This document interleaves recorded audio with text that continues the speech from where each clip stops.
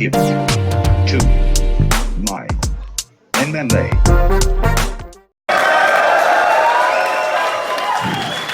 Hey, I promise you one thing. September 14th, best live show on planet Earth will be going on right behind me. Cowboy's gonna bring it. I'm 100% sure either I'm gonna go to sleep or he's gonna go to sleep. That's how always fun. I'm gonna start low, bring it high. I've never seen Cowboy go to sleep, so it's hard for me to picture me punching and him going to sleep. But I will get knocked out trying. I promise you guys that. I love you guys. That last song says, hey, my life is like a vacation to me because I get to do this in front of you guys, and I can't tell you how thankful I am for all the support for you guys that you guys give me. You won't be driving me to perform. I perform every time, there's no doubt in my mind. I'm here to fucking wreck shop, and Cowboy's going to sleep. I don't care if he leaves, he's going to sleep.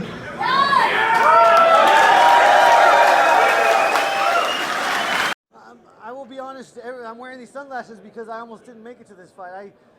I had an eye infection and I'm through that now, and I just got off the plane about an hour and a half ago, and I came straight here because I was not going to miss this opportunity to work out and get the blood flowing and get my mind into fight week. So you know, these lights are super bright, little light sensitivity right now, but I'm 100% ready to go. I fought blind my whole life, so unless my eyes are cut out, I'm fighting. Did you have to see a doctor get cleared? I see many doctors. Yeah. I'm cleared and I'm ready to go. When did this happen? When did this infection? Doesn't matter. Okay. I'm here and I'm ready to fight, baby. I'd like to be a lot brighter on Saturday night. Any concerns about that? Nope. I'm seeing drastic improvements every day. This is just precaution. I wanted to keep my eyes open for you guys. So that if Conor said he wanted to fight you? I'll take the winner of Khabib and Tony, and if the little Irish fuck wants to come back, then I'm right here, man. I'm the perfect guy to bring him back. Why did you decide to go after Conor so hard on social media? Again, I will never stray from the truth. That's the truth. There's nothing else to it. Had nothing to do with fighting, nothing to do with wanting to get a fight.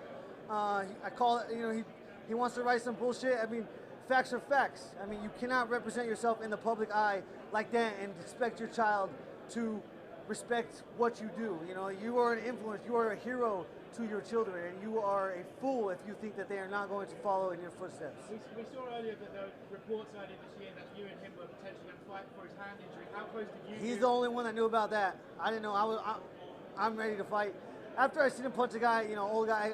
I got a human services major, social work. I wanted to do social work. Being here is just a circumstance of my life. I've worked since I was 4, and I was like, I want to try fighting. I won 25 fights in a row. I was fighting Eddie Alvarez on a pay-per-view. I never want to be. I want to be a social worker. So to see him treat people like that, to see him take a phone, even before he takes a phone and smashes it on the ground, to see him walk around with his chest in the air, you do not represent yourself like that. I will never respect you. No. What do you think about the landscape of the welterweight division, which I think is the most stacked it's ever been? I thought it was going to be a lot more clear. And then last week, these idiots, Colby and Marty. Man, between the both of them, I don't know if they could screw in a damn light bulb. I mean, they got Madison Square Garden, one of the biggest shows of the year. They're the main event, and somehow they effed it up. I mean, come on, guys. Like, maybe you could have asked for like a 20% raise, and they would have been, okay, thumbs up, right? Maybe a 30% raise. But then you ask for something effing ridiculous, and they say, all right, see you later. We'll see you in 2020. Like, that was a terrible move on both their parts. So, obviously, that slows down the division. And so now, who knows? We don't know what's going to happen. I mean, I'm not mad at the Nate Diaz Masvidal fight either, but that's not going to determine a title channel. I mean, I guess Masvidal wins the probably fight for the title. Can you put Nate Diaz in a title fight? I don't know. If he takes care of Jorge Masvidal, fuck yeah, why not? You think so? I mean, let's see what he does. If he takes out, look what he did to Anthony Pettis after that layoff. Yeah. Anthony Pettis was looking. He took out Wonder Boy, and Wonder Boy was the karate version of you. You know what I mean? Like Wonder Boy, nobody was touching. And then Pettis found him, and Pettis was looking like a beast. And Nate Diaz, supposedly he was never on the couch, I believe, but the guy stays active. Well, how do you call that fight? Nate Diaz, Jorge Masvidal. I got to think George wins, but obviously I've underestimated Nate before. I guess I underestimated George also. Yeah, there you go. That's fair to say, I guess. That's fucking good. So yeah, I guess we'll see what happens. Hopefully, Dum Colby and Marty can get their deal figured out in due time and get a move on it. Because I think, as much as I don't really like Colby, nor does anybody. I mean, you guys can't. I could pay you guys $1,000 and you guys couldn't find me 5 guys who like Colby. Yeah. But I hope they get that figured out because I think that's the obvious next title fight. Yeah, for sure.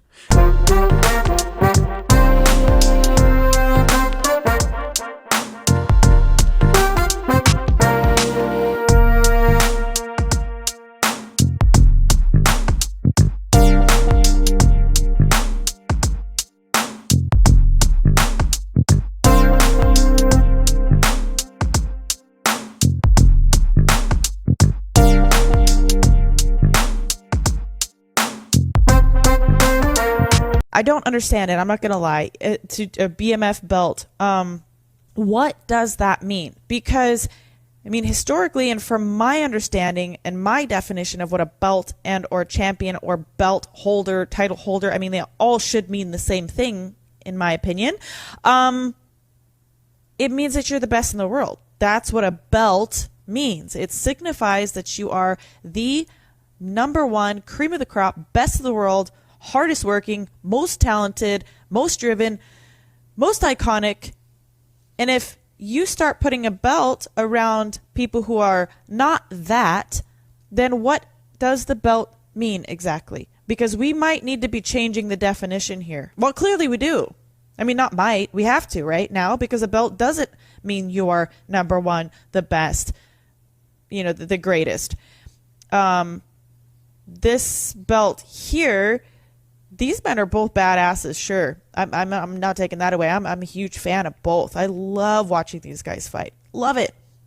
Love it. How can you not? Right. But to put a belt around one of them that doesn't signify, an interim champion, which also I'm still even a bit like, wishy-washy about how I feel about that too. I'm not like a huge interim champion fan, and at least not in the context that, it's got to have such a quick turnaround. If the champion's not available for one fight, then all of a sudden we're, throwing interim champions around everyone else. But in this case, I just think it's a bit odd, and it's not a bit odd. It's weird. It's really weird. It is. Well, it is.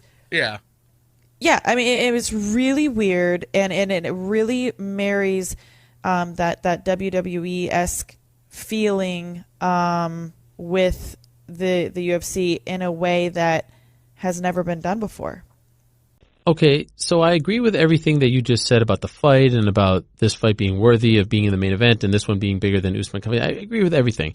And I'm assuming that you like the idea of, like when Nate won against Pettis, he talked about, okay, now I'm going to defend the title. Like he just created this belt on the spot. But I feel very strongly about one thing, and I'd like to get your opinion on this.